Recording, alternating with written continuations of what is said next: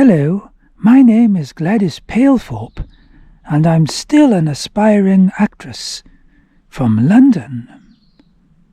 You may have seen me on some television adverts recently. Well, it was my foot. But a lot of people said it looked very nice. Recently, I came here to Herefordshire to interview Tom the gardener. Although, as we discovered, his name actually isn't Tom at all. And we were cruelly interrupted by the police, who manhandled me terribly. Oh, I've never been handled in that way before. Tom escaped because they were trying to arrest him. I don't know what for. He seemed a very decent chap to me. He's escaped though, and the police are looking for him. And I've heard that he could be hiding out here in this orchard. I've come here to see if I can find him and interview him again. Let's have a look around, see what we can find. Let's look down here. Oh, look at those beehives. Oh, I don't want to get too close. They might sting me. All right then, you bloody coppers, I'm ready for you. Oh, sorry about that. Sorry, I thought you were the police coming for me then. Yeah, sorry about that. Yeah, I know you've come to see old Tom again, have you? And you brought your gentleman with a camera there. Yeah, nice to see you again, young man. And yes, I've been hiding out here. I've been hiding out here in Mrs Crockett's orchard. That's what I've been doing, and trying to keep a low profile, as they say. I think that's what they say in the newspapers. Yes. I'll show you around, shall I, and tell you how I've been getting on.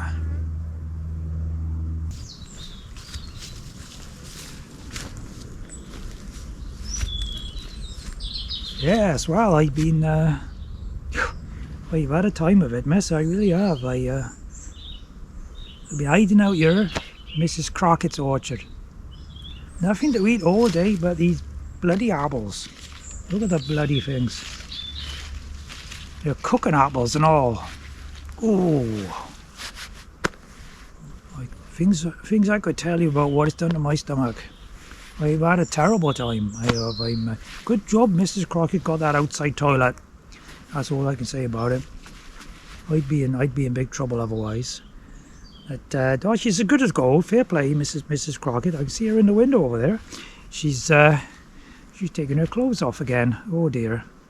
And yeah, she look after me. She's she don't ask for much. 2 or 3 times a day normally. But apart from that, she's good as gold. She haven't shopped me. She's took me in. And as long as I stay out here in the daytime, apart from when she invites me in for a cup of tea or something, as long as I stay out here, she'll be okay about it, and I get the odd sandwich from her. But very demanding woman. Oh dear. What is it about me that these women find so irresistible? I don't know. Mind you, my nickname was Horse when I was a younger man. Never understood really why, but you don't know why. No.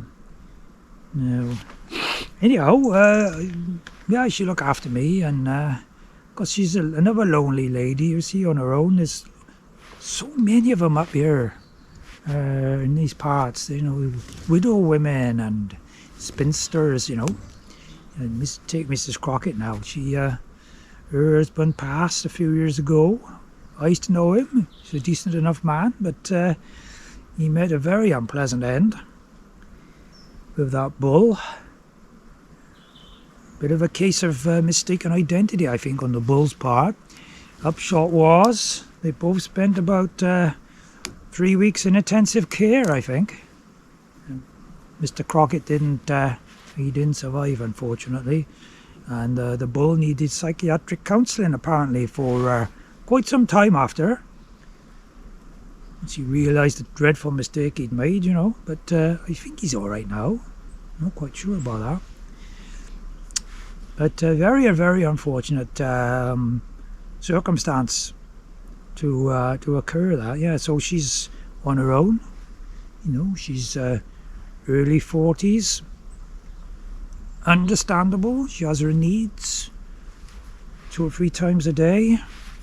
And I don't say no, of course. I'm as normal as the next man. So I does my bit, but it's very exhausting. I have to say that. Take a lot out of me, it do. I gotta keep eating these apples here. But I don't know what the future is for me though, because I can't stay here forever, you know. And all the other ladies who I've been giving service to, you know, they're getting very jealous now. Mrs Crockett, and some of them are threatening to tell the police on her. Especially that Mrs Atkins. Oh dear.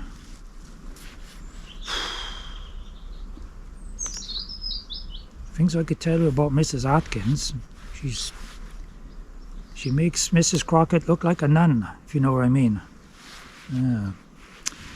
But no, I don't know. I don't know. Maybe I'll have to add myself in one of these days. I can't stay up here. They tell me I'm looking at about 9 months. 9 months, you know, behind bars. Depends on the magistrate, I suppose. If I'm lucky, I could get, you know, that old lady magistrate. She didn't know old Tom. Yeah, I've been around her house a few times. Might get a suspended sentence if she's on the bench. So yeah, I don't know. I'll have to take my chance, I think. But oh dear, I can see Mrs Crockett. Oh, she's in the window, and in her bedroom window. She's taking her clothes off, and oh, she's going like that. Well, I reckon I know what that means, so I think I'd best make a move now, miss. And thank you very much for coming to see me, and your young gentleman here, a very nice man. Neither of you got a cigarette, I suppose. No? No. That's a shame, that is. Do you know, I haven't had a bloody fag for 3 weeks. Oh, I do miss him, I do. Anyway, I better go, because, oh look, she's gesticulating even more. Oh, good Lord, she's taking everything off now. Well, I better go, and hopefully I will catch up with you another time, under better circumstances, and I hope that black eye gets better well soon. You go and see a solicitor about that copper, if I was you. I better say farewell, because, oh, she's definitely getting ready now, and I'll see you another time. Bye.